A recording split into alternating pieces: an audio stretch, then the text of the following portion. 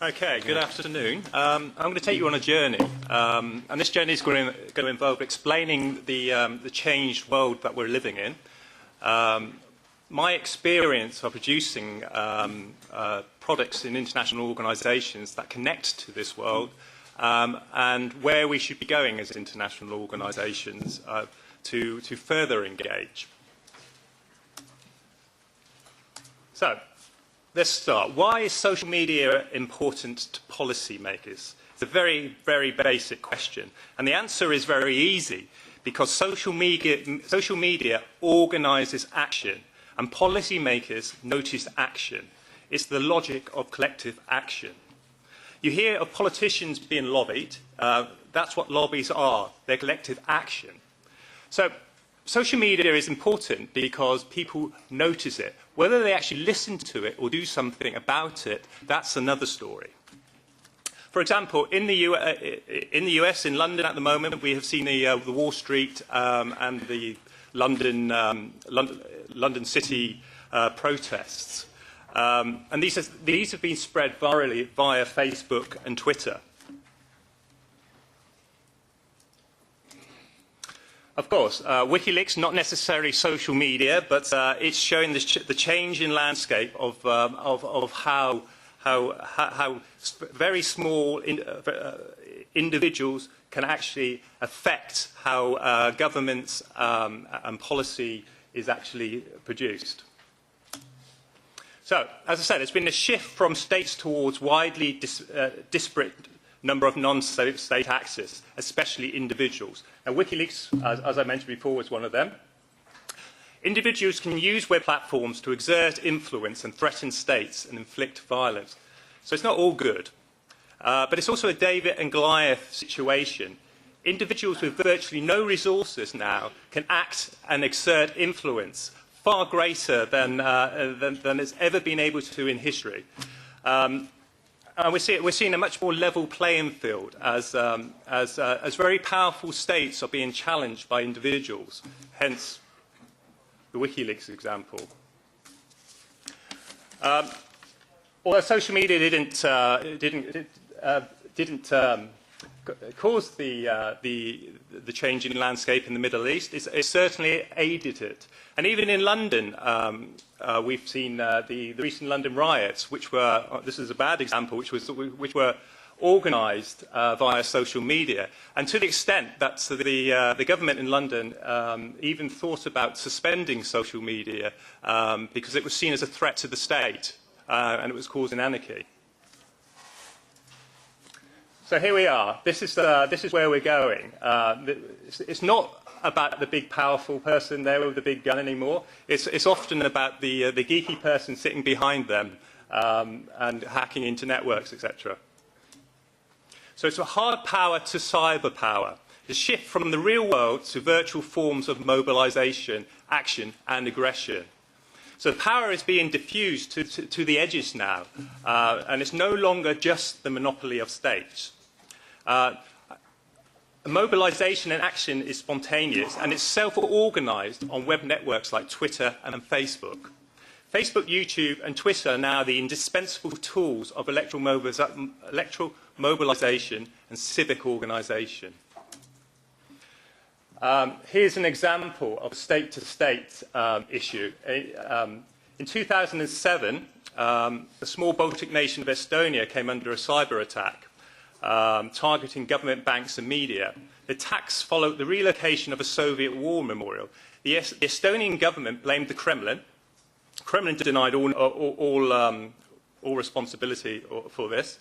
But the main point about this is what came out of it was the incident prompted the NATO military alliance to step up its readiness for cyber warfare. As I say, social media, the changing landscape of how we're interacting in the world now has a bad side. And you can go onto YouTube and find blogs and connect with people that are causing chaos in the world. So it's not all good. And there's been a shift from old media to new media. In the past, it very much used to be about organisations like CNN, BBC and Al Jazeera. They were the global forum for international diplomacy and communication and opinion sharing. Now we're seeing a shift to new media like Google, YouTube, Twitter and Facebook as effective platforms. Here's an example here. And another one where we're going soon. Right. Now we've done it at the international level, but it's also affecting the local level as well. And there's been, and My Society in the UK, which is a prime example of an organisation that's producing tools that reinvents our democracy in a way. It's basically bringing tools that let us watch the people who are making the decisions in our lives. Also, big business has been forced to out of course too. So this example of the HSBC one, they gave students free bank accounts, and then they decided to charge them. Organisation the students protested on Facebook, self-organised on Facebook, and forced the company to change direction. So, what does this change world mean for international organisations? They need to open up to people like you. Now, one of the things I did in my previous position of head of new media at the Commonwealth was create a thing called a competition called the YouTube Video Contest for your Commonwealth. The aim was to celebrate the diversity and enormous breadth of talent in the Commonwealth. And it was to help young people highlight issues and concerns to themselves, such as poverty and human rights. And the idea behind it was that people created their own videos, uploaded them via YouTube, and they were displayed on our Your Commonwealth site. It was very successful. We had lots of entries from all over the world, and we flew the winner across to London. And all those videos are still actually on the site. We've taken it a step further now. It's been taken a step further now, and we convert it to the Your Commonwealth site into a Commonwealth correspondence. So we have 160 people now blogging throughout the world on various Commonwealth issues. So we've created the platform, they're providing the content. This is a very young company in London that's using data, mining data and finding influences via Twitter, and actually aggregating that content in a very user-friendly way. So it's very easy to actually find out what opinion makers, policy makers, civil service, and journalists are talking about.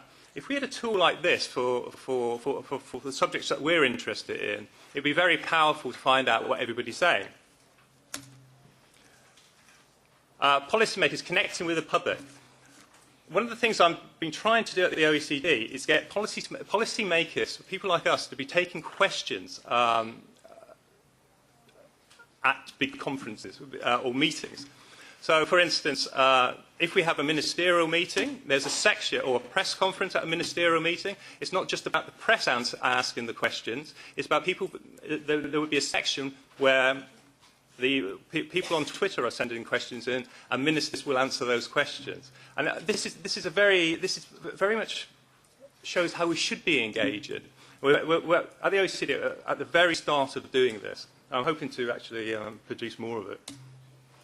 Now, it's taken it a step further. Last week, the Guardian opened up its news list. Now, news lists are generally very strictly guarded things. And this is basically the stories that they're going to cover.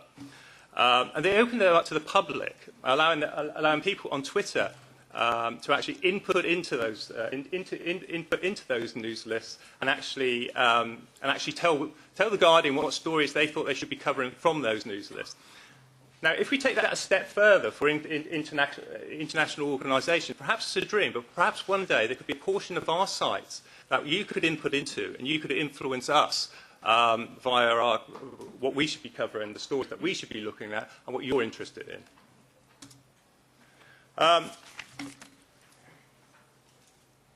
As I say, the international organisations can't stay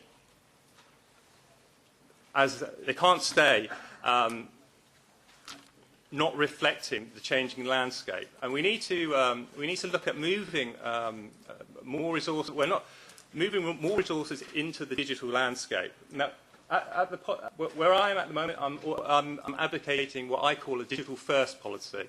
I get the content digitized rather than think about it just as a book or a report. Get this content on the web, get it in different formats, not just 800-page PDFs, but information that you can interact with, be it facts, be it videos that aren't just headshots, be it entertaining. Just get the information in various different content.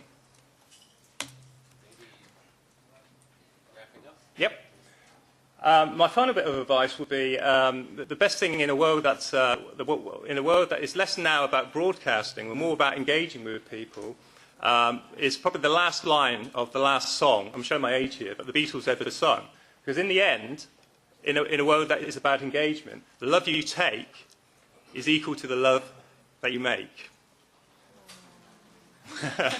Go my hippie side.